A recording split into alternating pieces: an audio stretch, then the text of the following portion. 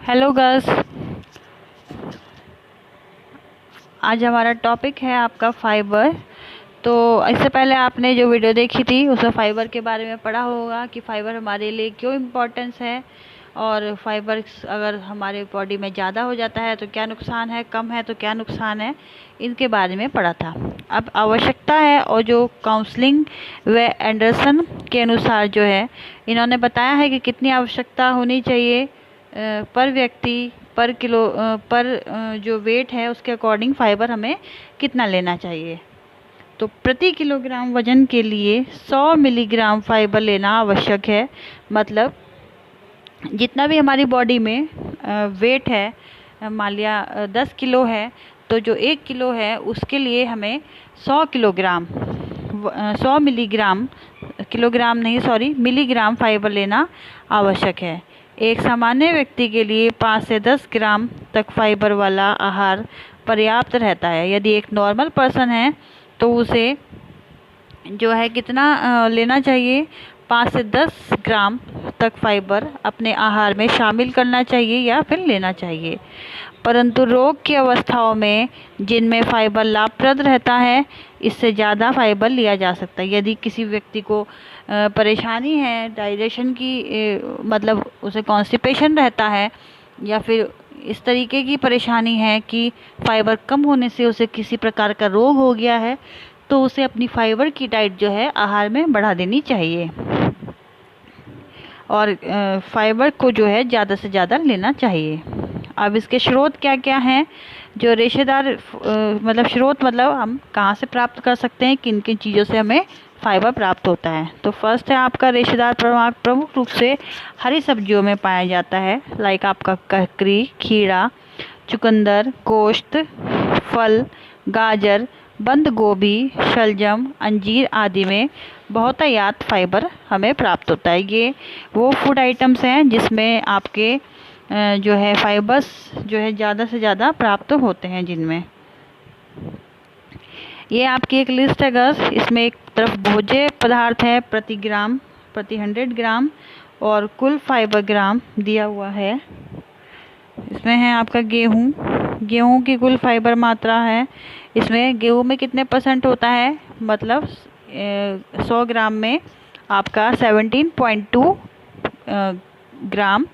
चोकर में आपका आप प्रति 100 ग्राम लेंगे तो उसमें आपको 44.0 ग्राम जो है आपको चोकर में फाइबर मिलेगा। काले चने में 19.5 मिलेगा, साबुत मूंग में आपका 15.4 मिलेगा, साबुत उड़द में 19.5 मिलेगा, और ज्वार जो होता है आपका उसमें 14.3 मिलेगा।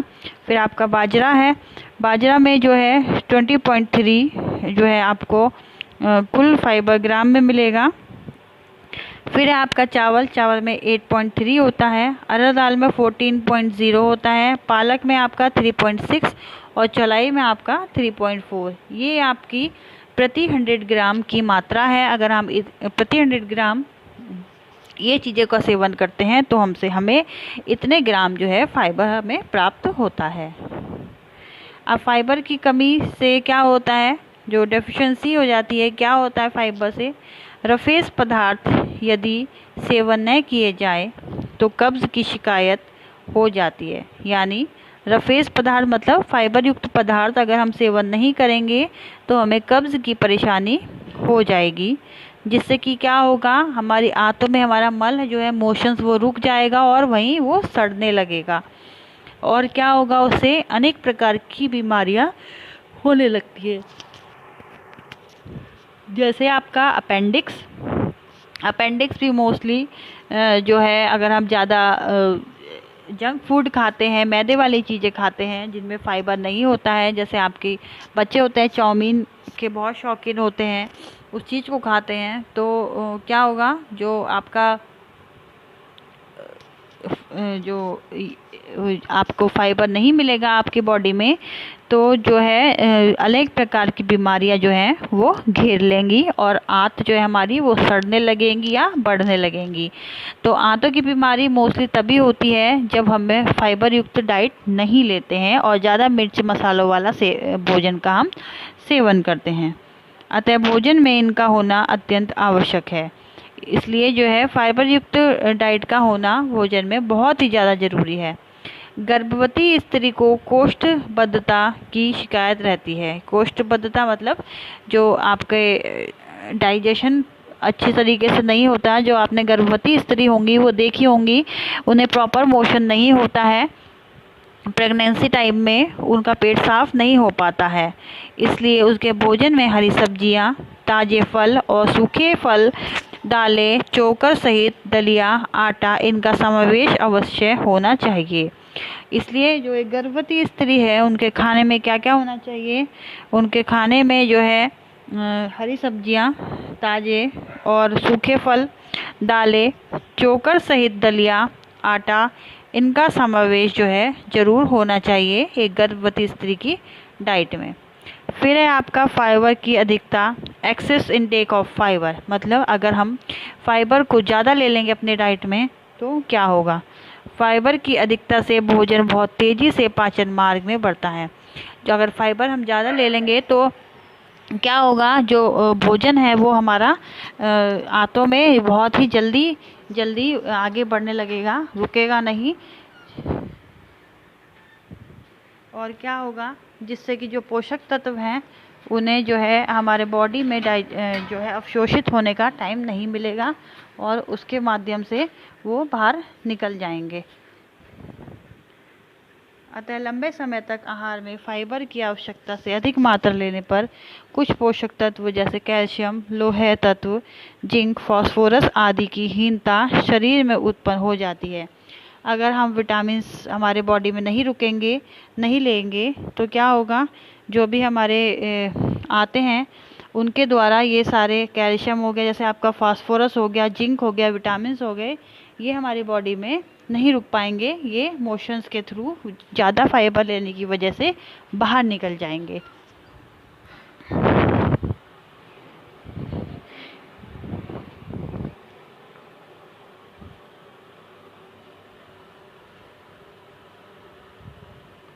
ओके गर्ल्स, और वे लोग जिन्हें दस्त, अमीबियासिस और पेचिश आदि हो उन्हें अधिक फाइबर युक्त आहार नहीं लेना चाहिए।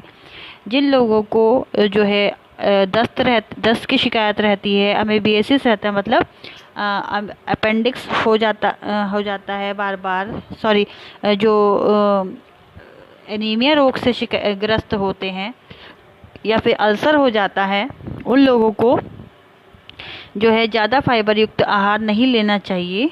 अधिक फाइबर युक्त आहार लेने से क्या होगा? उन्हें बार बार दस्त लग जाएंगे।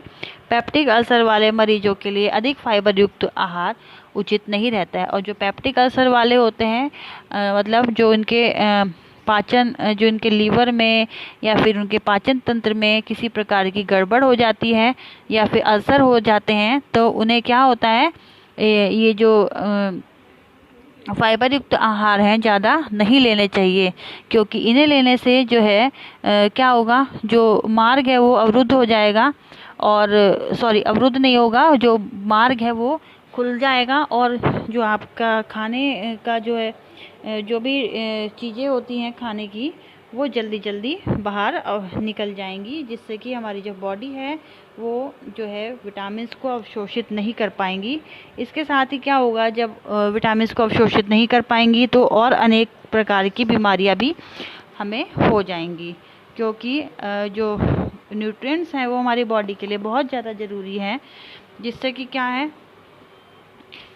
जो आहार है वो अच्छी तरीके से हमें हमारी बॉडी में लगे या हमारी बॉडी अवशोषित कर सके। उसके लिए जो है ये सब चीज़ें